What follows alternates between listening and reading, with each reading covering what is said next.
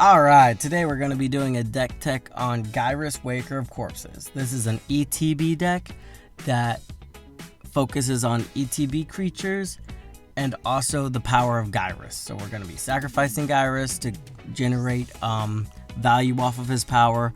We're going to be using his power to reanimate creatures, and we're going to get ETBs all while doing it. So without further ado, let's get into some card draw. Greater good, like I said, sack him, draw a lot of cards, throw a lot of cards in the graveyard. Dragon Mage, recur Dragon Mage, do some damage, draw 7 cards, discard your hand. Faithless Looting, amazing turn 1 play. You're going to draw some cards and discard some cards.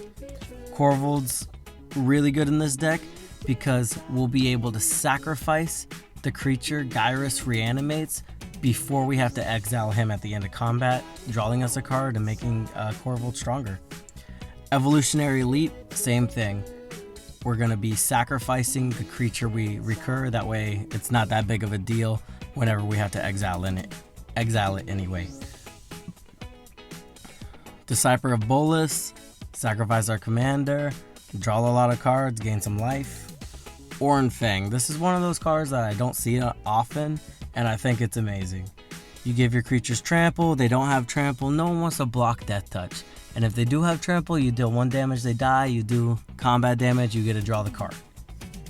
Gorik's Uprising, not only is it going to give our creatures trample, but power 4 or greater, we draw the card. And on cast, if you have a creature with power 4 or greater, you get to draw a card. So that's amazing. Nyth of Dire Hunt, not only is it going to pump our commander, but is also going to draw us some cards here and there. Let's move into the ramp. We're going to start off with the Greater Henge. You know, half the time we cast this card is going to be for 2 mana and generate a ton of value. Next, the boring stuff. We got Soul Ring, we got Golgari Signet, Rakdos Signet, Gruul Signet. We're going to have Secured Tribe Elder in here. Like I said, low power, reanimate it, sack it, get value. Return of the Wild Speaker. Not only can this in the game if we get a lot of creatures on the board, but it can also draw us a ton of cards using our commander's power. Wood Elves, Oracle Moldiah. This is one of those cards that I keep putting in an evergreen deck, and it hasn't disappointed me. It makes it to where you're constantly drawing gas, and it feels amazing. Savala, Heart of the Wild. Sometimes it'll draw you a card, but most of the time we're going to be tapping it for a shit ton of mana. Cultivate, Kodama. There is a small go wide strategy in here, so Kodama can ramp us quite a bit if we get lucky. And also it's giving our stuff trample, which we really need in this deck. I'm just going to call this card Visionary, but this card's amazing in this deck. Not only can it ramp you, but it also mills you. And if you get in a pinch and you need one of those cards back, you can get it back using this card. Alright, going into removal. And you'll notice something, like every category we go into has a little bit of overlap. Like Binding of the Old Gods, not only is it removal, but it is ramp. The more overlap you can get in your deck, the more consistent it's going to be. Reclamation Sage, Duplicant, this one's pretty good.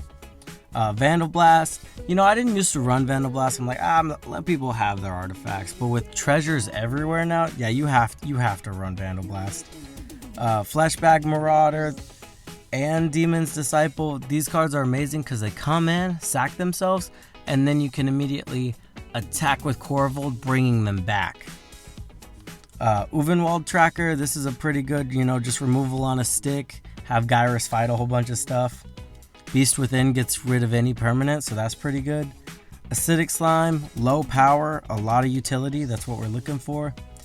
Terror of the Peaks, like I said, a lot of these things are just going to be entering the battlefield, and now whenever anything enters the battlefield, it's dealing damage while doing it.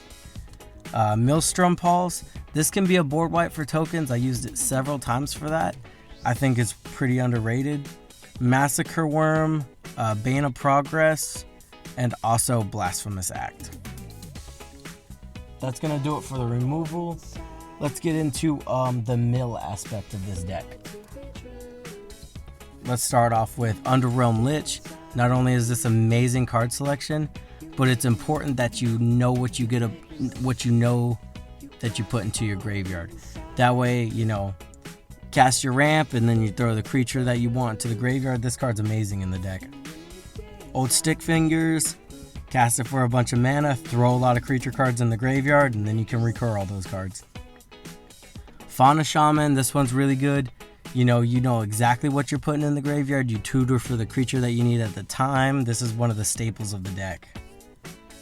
Rin and 7, I haven't played with this card too much. It might see a cut in the future, but for right now, it's just a lot of value. Buried Alive, this card will win you the game. You put the right 3 creatures in the graveyard at any point in the game, you could win. Altar of Dementia, it gets a lot of cards in your graveyard, and in a pinch, you can actually mill out your opponents if they're gaining a stupid amount of life.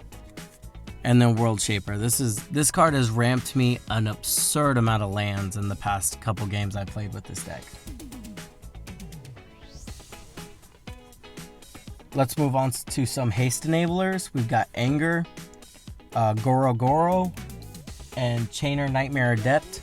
We also do have Brawn in this deck, so I'll just throw that in there. Let's look at some Recursion we got in here. We don't run much Recursion because Gyrus is our biggest form of Recursion, but we do have Chainer Adept, as I said, Phyrexian Delver, and Felden of the Third Path. Just value cards I put in here. Gamble, pretty solid tutor, Sword of Feast and Famine, and Colonial Hydra. I've found that if you cast Colonial Hydra on turn 5, or turn 4 even, and they don't have any removal for it right away, it becomes very hard for them to deal with. Let's look at a couple ways we can get more value out of our tokens, or sorry, our ETB effects. We've got Mimic Vat. We've got Doubling Season. So not only does this double the power of your commander, but it also doubles the amount of tokens that you recur with your commander, giving you double the ETB effects. Speaking of double ETB effects, we're also running Panharmonicon. Now let's get to how we're gonna win this game. Like I said, we're gonna go wide, and then we're gonna buff everything and just end it. So we run Phylath because we're not running much non-basic lands. We run Avenger of Zendikar, Dragon Broodmother, Kamal, Heart of Kroza, and then to buff everything up, we've got Pathbreaker Ibex, Craterhoof Behemoth, and I threw Morag in there just because Morag not only gives you like double Gyrus triggers because of the additional combat, but it can also end games pretty quickly if it gets out of control. And that pretty much wraps us up. So thank you for watching. Let me know if you have any cards you think I should add, any cards you think I should cut, any input, and let me know.